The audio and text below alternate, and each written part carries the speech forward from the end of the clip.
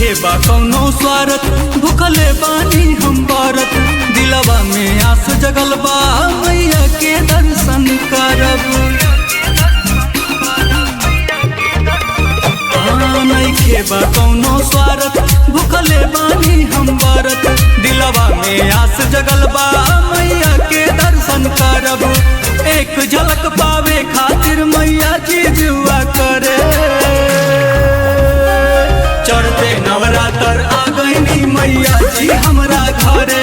चढ़ते नवरात्र आ गईनी मैया जी हमरा घरे।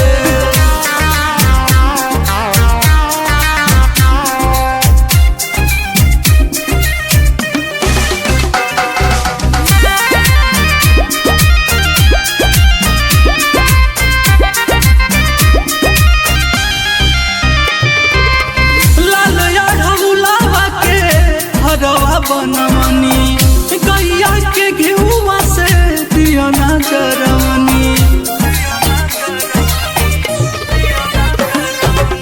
लाल याढ़ौलावा के हरवा बनवनी गैया के घेउआ से दिया ना जरवनी।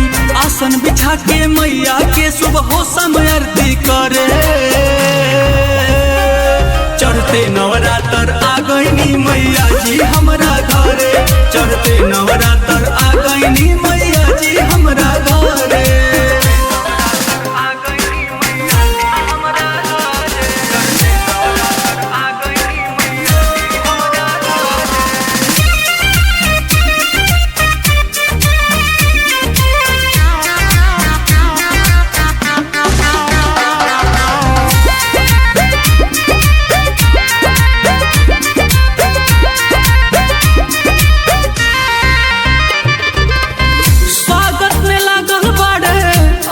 संतोष जी माफ करी गलती कौनो होई जाई ठोस जी। स्वागत में लागल बाड़े अनिल संतोष जी। माफ करी गलती कौनो होई जाई ठोस जी। असही कृपा बनल रहे मैया जी दीपक कहे। चढ़ते नवरात्र आ गईनी मैया जी हमरा घरे। चढ़ते नवरात्र आ गईनी मैया जी हमरा घरे। चढ़ते नवरात्र आ गईनी।